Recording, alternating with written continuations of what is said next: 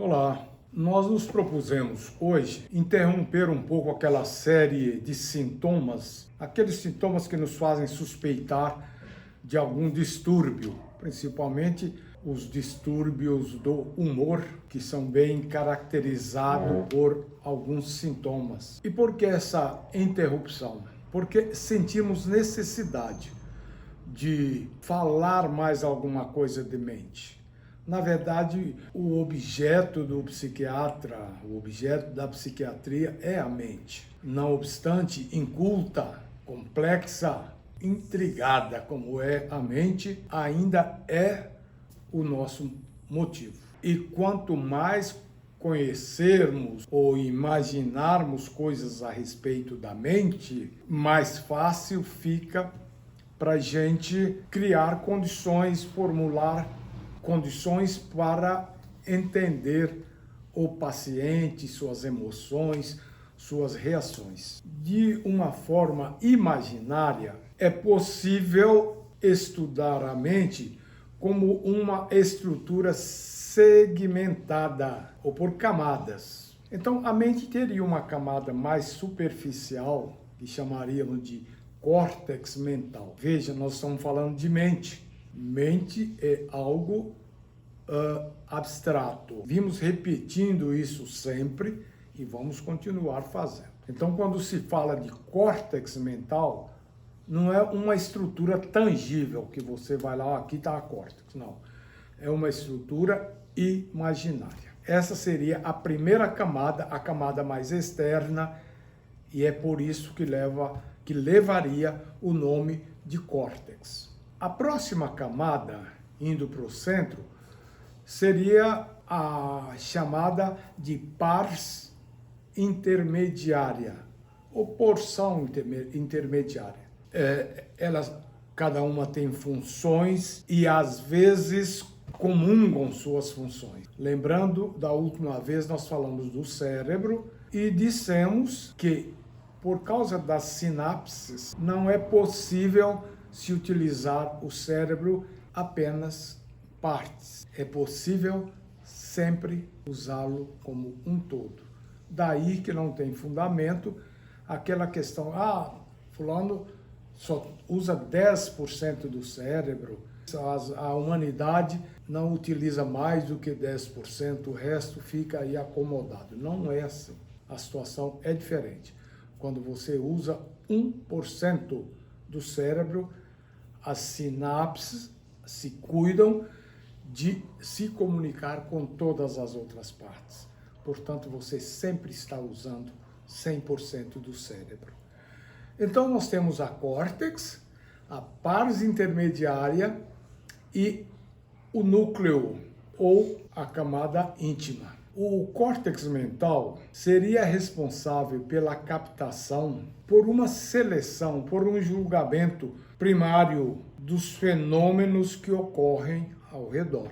Fenômenos como um som, como um objeto, uma cor, uma pessoa. Tudo isso é captado pelos órgãos do sentido e são levados à mente. Então, nessa camada cortical, nessa camada mais superficial, eles passam por uma espécie de seleção, de julgamento primário. Não é ainda o definitivo. Nós vamos falar dele daqui mais um pouco. Mesmo na córtex, existe uma divisão no sentido de captar informações, porque há dois tipos de captação dessas informações. Um é feito espontaneamente e o outro é proposital. O que eu quero dizer quando eu falo em captação espontânea? Ela é, na verdade, inconsciente, às vezes até indesejada, mas é muito fácil de compreender. Você se encontra em determinado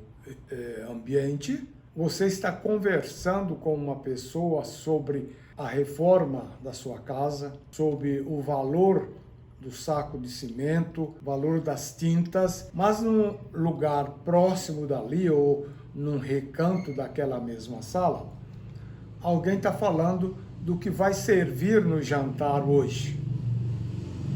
Você não está interessado em feijão e arroz e outras comidas. Mas você não consegue fechar seu ouvido completamente se protegendo dessa conversa. Na verdade, o ouvido é um órgão muito interessante porque você não consegue, o sistema de audição, o órgão do sentido chamado audição, você não tem como anular ela completamente. Falar é uma coisa interessante. A boca, ela tem inúmeras serventias. Comer, assobiar, beijar, lamber, segurar.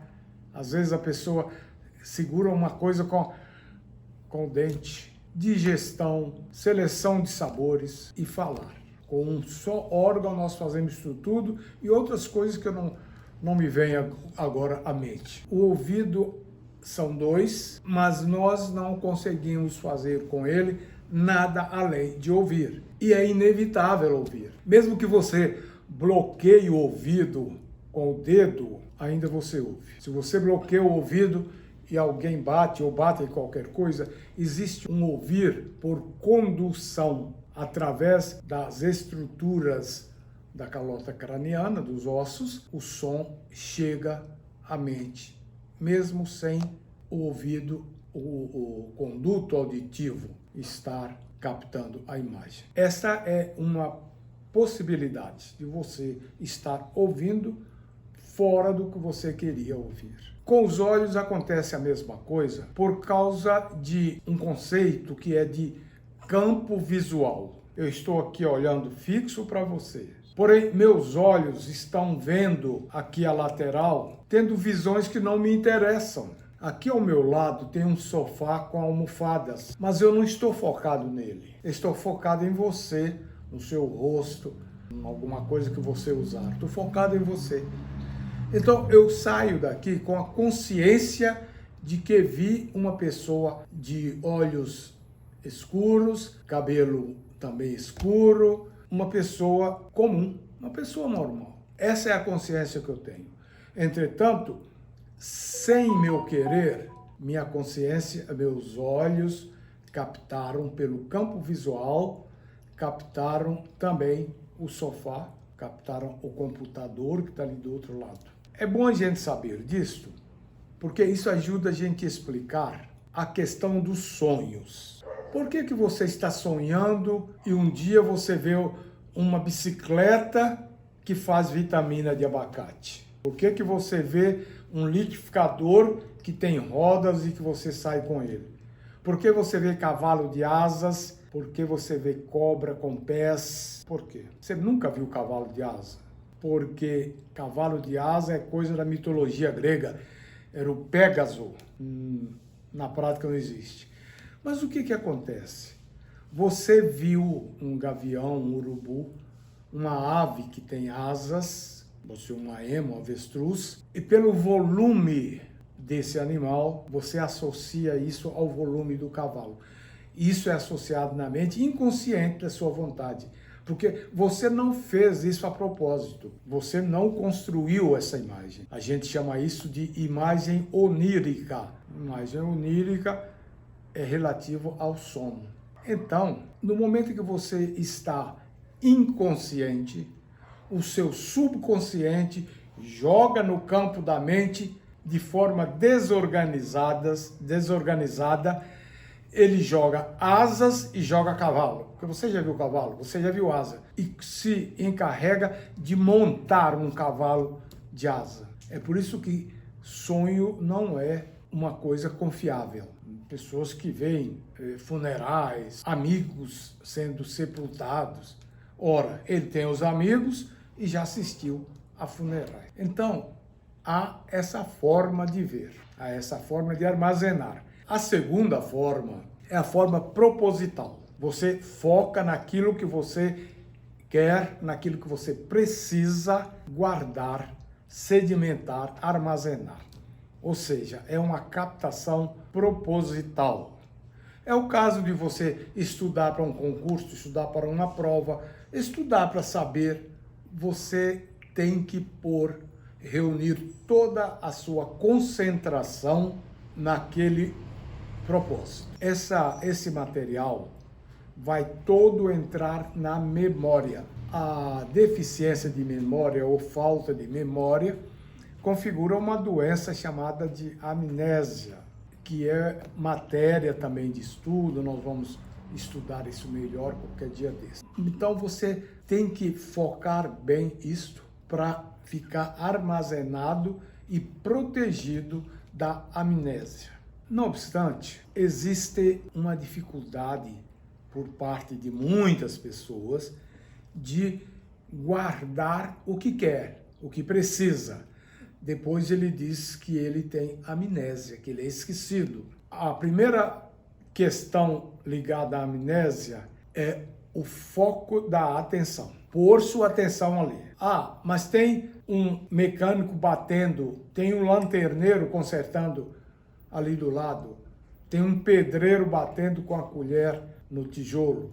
Você tem que achar um jeito de se concentrar no que você faz. E isto é difícil, mas se faz por treino. Então, essa é a primeira coisa para que se guarde na memória aquilo que a gente pensa que vai precisar mais tarde. A segunda coisa é a repetição. Por exemplo, você vai ler no material de prova o que você vai precisar responder no dia da prova. Então você lê, repete, repete, repete. Terceiro artifício para evitar a amnésia: ler precocemente. É interessante que se repita dentro de 6 horas tudo aquilo que se leu. Quando passa mais de um dia, dificilmente você lembra tudo. E mesmo que lembre, dificilmente você vai montar as ideias. Você lembra de uma coisa, de outra, mas montar a ideia torna mais difícil. Então, é importante usar esses mecanismos. Atenção, repetição e exclusão do que não interessa. O armazenamento se sedimenta desse jeito.